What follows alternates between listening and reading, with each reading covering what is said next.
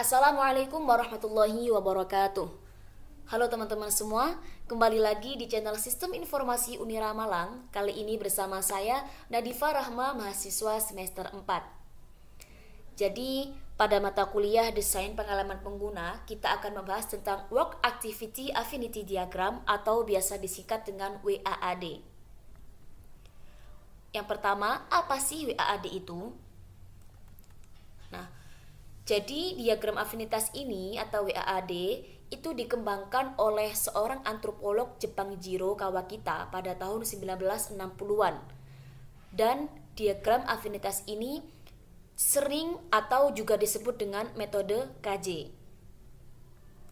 Untuk penjelasannya, affinity diagram itu adalah sebuah teknik visualisasi untuk mengatur sejumlah besar ide, data, atau informasi ke dalam sebuah kelompok berdasarkan kesamaan atribut untuk melihat hubungan di antara ide tersebut. Mungkin secara sederhananya, WAAD ini adalah sebuah proses pengelompokan data sesuai atau berdasarkan kesamaan atribut yang dimiliki. Misal kalau kita seorang desainer UX ya, atau kita seorang peneliti. Pasti sebelum kita mendesain sesuatu, kan banyak tuh ide yang kita miliki atau gagasan dari banyak orang atau mungkin dari kita sendiri. Nah, ketika kita bingung karena banyak sekali data yang kita miliki, itu kita kelompokkan, kita tulis semua ide tersebut dan kita kelompokkan sesuai kesamaan atribut yang dimiliki. Intinya seperti itu. Nah, kalau dalam UX sendiri, diagram afinitas itu adalah sebuah aktivitas pemetaan fleksibel yang dapat digunakan dalam berbagai tahapan proses UX. Seperti mulai dari penelitian hingga penyempurnaan desain akhir. Dan ini digunakan oleh individu atau kelompok untuk mengatur dengan cepat observasi atau ide dari penelitian. Bisa juga mengatur dengan cepat konsep yang muncul dalam sesi ide desain dan juga ide tentang strategi dan visi UX. Jadi bagi desainer dan peneliti UX sendiri, diagram afinitas ini tuh berguna untuk mengelompokkan dan menghubungkan sejumlah besar masukan penelitian dari wawancara dan survei. Dan diagram afinitas ini dibuat sebagai tim untuk mendorong diskusi dan membantu pengambilan keputusan. Selanjutnya, kapan kita menggunakan diagram afinitas? Yang pertama, ketika kita mempunyai banyak data penelitian untuk dianalisis. Itu kita sangat cocok untuk menggunakan diagram afinitas. Yang kedua, ketika kita perlu melihat gambaran besar. Dan yang ketiga, kita cocok menggunakan diagram afinitas ini ketika kita perlu menghasilkan ide-ide baru. Jadi diagram afinitas itu dapat membantu memahami audiens target, mengidentifikasi fitur produk, dan mendapatkan wawasan tentang apa yang mungkin tidak berfungsi di antara muka pengguna. Untuk langkah-langkahnya dalam pembuatan diagram afinitas itu ada 3 langkah. Yang pertama, kita menghasilkan ide sebagai catatan tempel. Yang kedua, mengatur catatan ke dalam sebuah kelompok atau kategori masing-masing. Dan juga yang ketiga terakhir, memprioritaskan klaster dan langkah selanjutnya. Oke, kita akan membahas satu persatu dari langkah pembuatan diagram afinitas. Langkah pertama adalah hasilkan ide sebagai catatan tempel. Jadi pada langkah ini sebuah anggota tim atau peserta lokakarya mungkin itu menuliskan ide pada catatan tempel terpisah. Tujuannya untuk apa? Untuk mengungkapkan ide dengan cepat. Jadi tidak menghabiskan terlalu banyak waktu untuk menganalisis secara berlebihan. Misal ya seperti contoh tadi, kita akan membuat sebuah desain, tapi kita banyak ide tuh. Agar kita tidak bingung, tuangkan semua ide yang kita miliki ke dalam sebuah misal sticky notes gitu ya. Kalau sekarang itu juga banyak aplikasinya. Kita pakai Canva juga bisa, sekarang juga banyak website yang menyediakan untuk pembuatan diagram afinitas ini lebih cepat. Mungkin kalau secara manualnya itu kayak di sticky note. Kita tuangkan semua ide kita dalam sticky note itu. Setelah kita tulis semua ide kita lalu kita tempel ke sebuah dinding. Tujuannya biar gak mikir banyak-banyak gitu, gak memakan waktu banyak. Biasanya kan kita punya ide, oh bagusan ini apa ini ya, kita nggak usah mikir itu dulu, tapi kita tulis semuanya dan kita tempel ke dinding. Itu langkah pertama. Nah, di langkah kedua, kita mengatur catatan yang kita tulis tadi itu ke dalam klaster atau tema masing-masing. Jadi kan tadi setelah semua catatan itu ditempel, kita akan mengurutkannya ke dalam kelompok. Misal, ini contohnya tentang ini, misal tentang desain UI. Kita tadi menulis kita harus membutuhkan desain ikon yang jelas. Kita harus menyempurnakan desain dashboard pasien.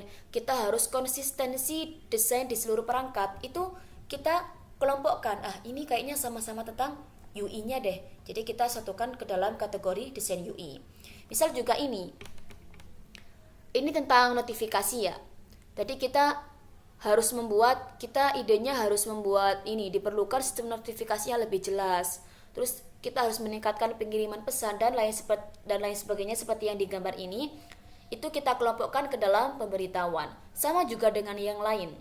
Pertama kita kelompokkan satu dulu, terus kita ambil lagi catatan yang tadi. Oh ini kok gak ada yang sama dari kategori yang sudah aku tulis. Ya kalian kita bikin grup baru atau bikin kelompok yang baru. Yang penting harus sama sesuai atribut yang dimiliki. Itu langkah kedua.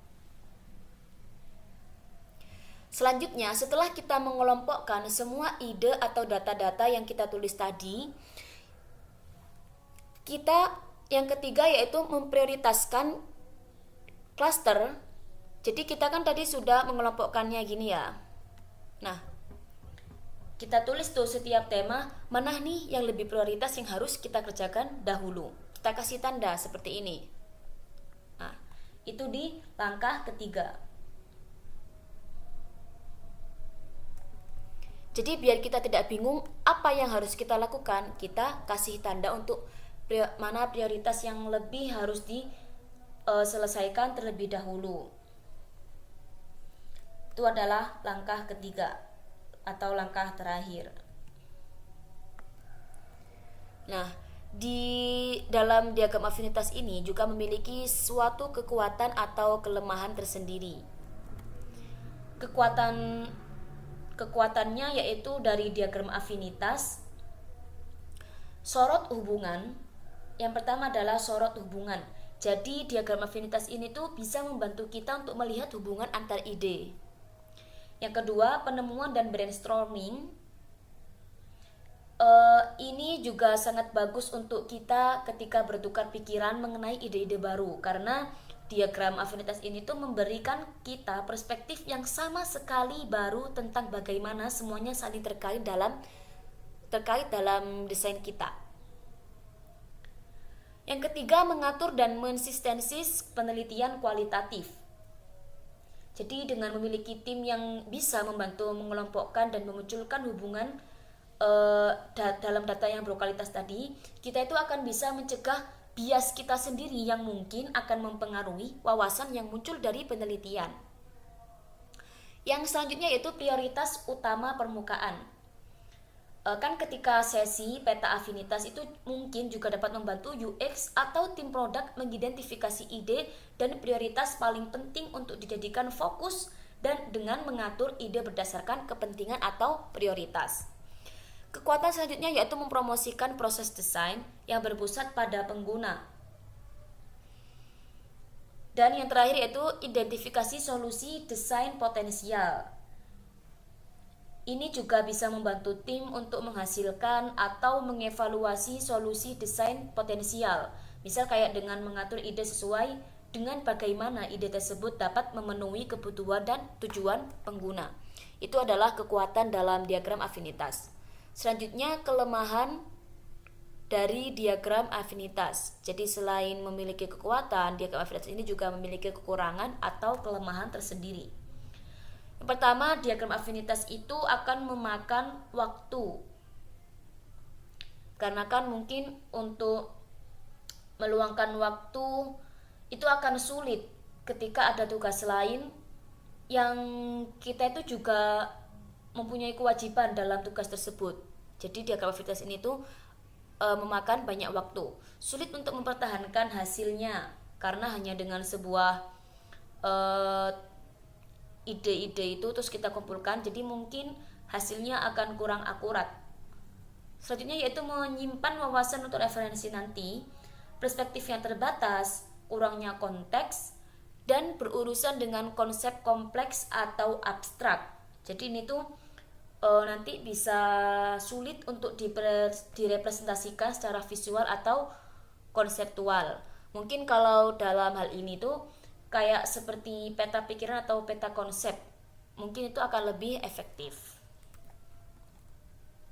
Nah, jadi kesimpulan dari yang sudah saya jelaskan tentang work activity affinity diagram adalah diagram afinitas ini adalah sebuah aktivitas pemetaan UX yang fleksibel dan kolaboratif yang membantu tim dalam memecahkan masalah kompleks secara kreatif dan juga mampu menerima masukan dari pengguna dalam jumlah besar. Diagram afinitas ini juga merupakan cara terbaik bagi desain UX untuk mengatur dan mengelompokkan ide pengguna atau temuan penelitian. Dan diagram afinitas ini juga mampu membantu mendapatkan gambaran besar desain dan dapat membantu melihat redundansi atau area yang perlu ditingkatkan. Dalam metode ini juga akan memastikan bahwa ide dan observasi seluruh tim terwakili dan memecah banyak informasi menjadi item tindakan yang mudah dicerna. Itu adalah kesimpulan dari penjelasan tentang work activity affinity diagram. Oke, mungkin itu saja yang bisa saya jelaskan tentang work activity affinity diagram. Sampai bertemu lagi di channel Sistem Informasi Unira Malang dengan pembahasan seputar sistem informasi yang lebih mendalam.